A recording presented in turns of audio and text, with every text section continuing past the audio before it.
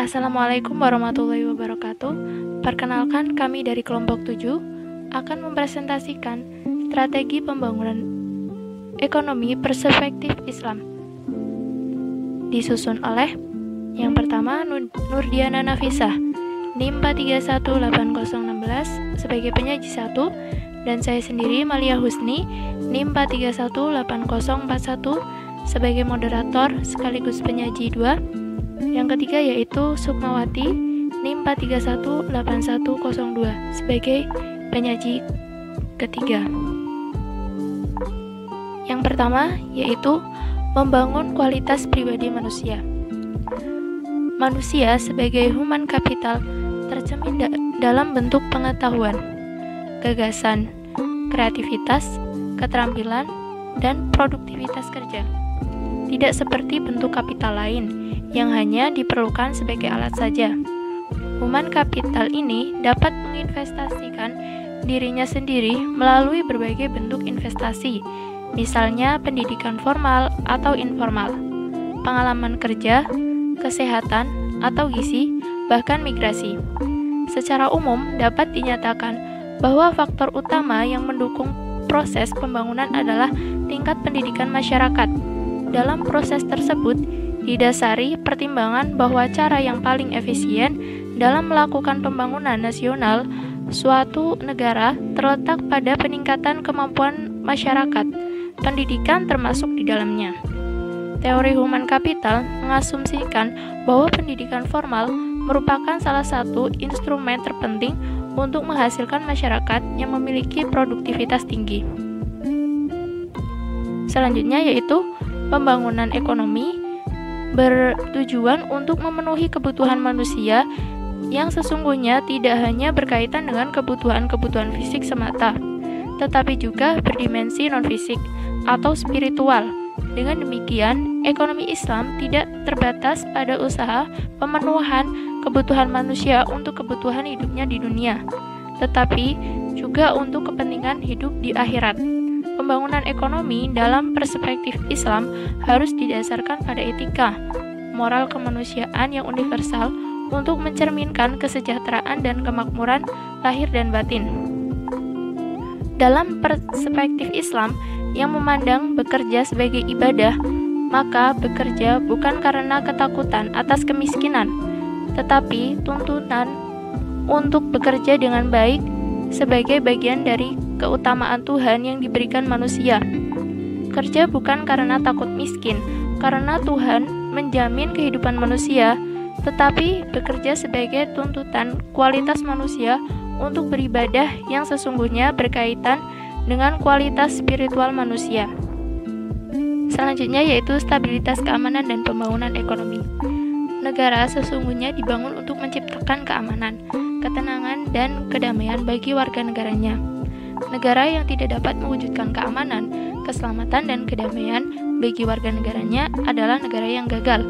Tanpa jaminan keamanan, ketenangan, maka kreativitas bangsa akan sulit tumbuh berkembang menjadi peradaban yang unggul. Negara dalam perspektif trilogi Tauhid dalam pemikiran Islam adalah sebagai alat untuk mencapai tujuan mewujudkan keamanan, ketenangan, dan kedamaian melalui penciptaan keadilan dan kesejahteraan dalam kehidupan bersama. Upaya mewujudkan stabilitas keamanan nasional tidak lagi berdiri sendiri.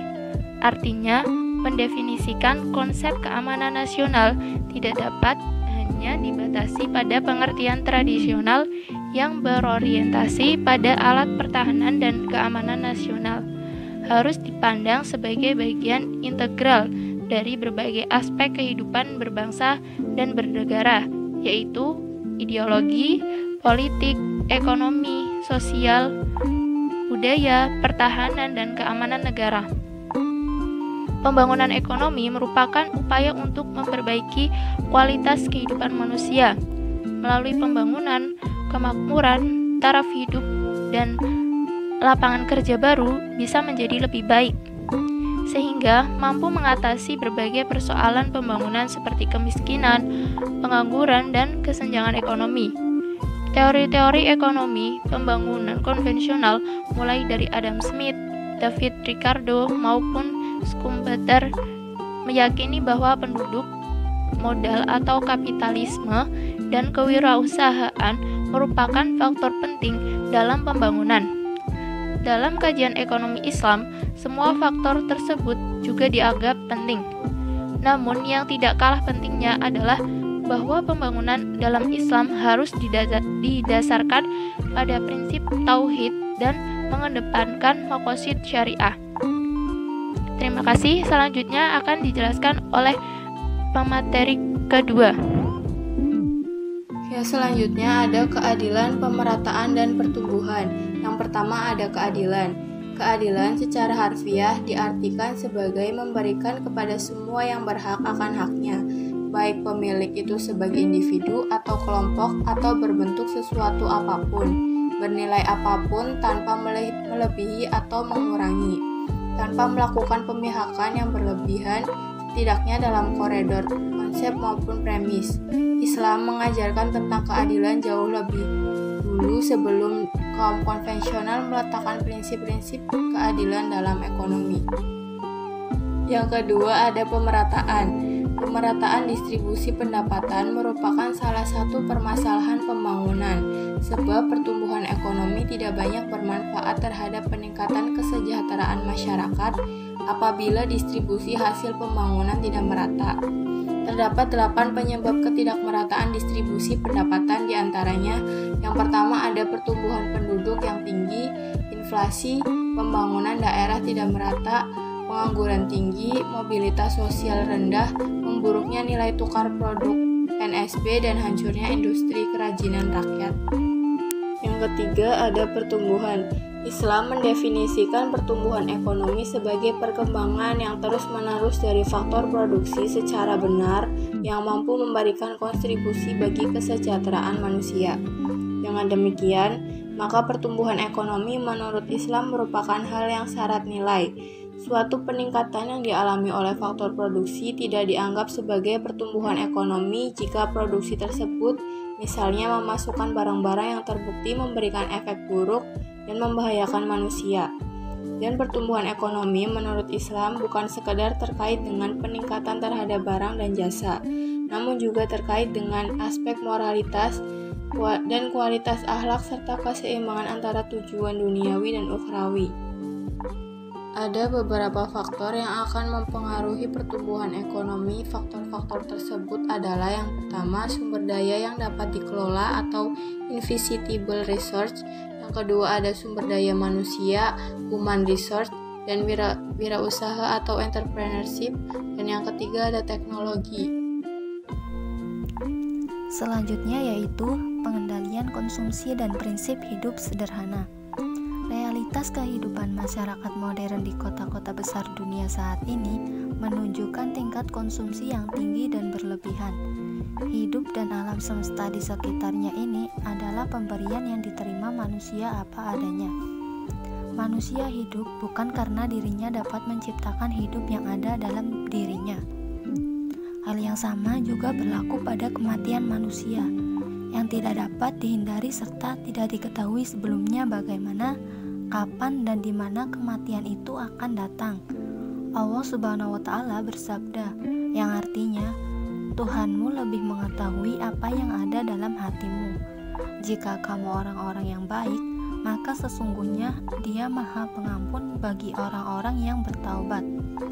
Dan berikanlah kepada keluarga-keluarga yang dekat akan haknya, pada orang miskin dan orang yang dalam perjalanan, dan janganlah kamu menghambur-hamburkan hartamu serta boros. Sesungguhnya pemboros-pemboros itu adalah saudara-saudara syaitan, dan syaitan itu adalah sangat ingkar kepada Tuhannya. Quran Surat Al-Isra ayat 25-27. Tujuan ekonomi Islam. Tujuan ekonomi Islam maslahah atau kemaslahatan bagi umat manusia, yaitu dengan mengusahakan segala aktivitas demi tercapainya hal-hal yang berakibat pada adanya kemaslahatan bagi manusia, atau dengan mengusahakan aktivitas yang secara langsung dapat merealisasikan kemaslahatan itu sendiri, Aktivitas lainnya demi menggapai kemaslahatan adalah dengan menghindarkan diri dari segala hal yang membawa mafsadah atau kerusakan bagi manusia. Menjaga kemaslahatan bisa dengan cara min haitsu al-wujud dan min haitsu al-adam. Misalnya, ketika seseorang memasuki sektor industri, ia harus selalu mempersiapkan beberapa strategi agar bisnisnya bisa berhasil mendapat profit dan benefit dengan baik, sehingga akan membawa kebaikan bagi banyak pihak. Dan menjaga kemaslahatan min haitsu al-adam adalah dengan cara memerangi segala hal yang bisa menghambat jalannya kemaslahatan itu sendiri. Misalnya, ketika seseorang memasuki sektor industri, ia harus mempertimbangkan beberapa hal yang bisa menyebabkan bisnis tersebut bangkrut. Misalnya dengan tegas mengeluarkan para pekerja yang melakukan berbagai macam kecurangan ataupun menghindari beberapa pelaku korupsi. Secara terperinci, tujuan ekonomi Islam dalam bentuk terwujudnya baldatun thayyibatun wa rabbun ghafur dapat dijelaskan sebagai berikut. Pertama, kesejahteraan ekonomi adalah tujuan ekonomi yang terpenting. Kesejahteraan ini mencakup kesejahteraan individu, masyarakat, dan negara. Kedua, tercukupinya kebutuhan dasar manusia, meliputi makan, minum, pakaian, tempat tinggal, kesehatan, pendidikan, keamanan, serta sistem negara yang menjamin terlaksananya kecukupan kebutuhan dasar secara adil. Ketiga, penggunaan sumber daya secara optimal, efisien, efektif, hemat, dan tidak membazir. Keempat, distribusi harta, kekayaan, pendapatan, dan hasil pembangunan serta adil dan merata. Kelima, menjamin kebebasan individu. Keenam, kesamaan hak dan peluang. Ketujuh, kerjasama dan keadilan. Sekian presentasi dari kelompok 7. Mohon maaf apabila ada kata-kata yang kurang berkenan. Wassalamualaikum warahmatullahi wabarakatuh.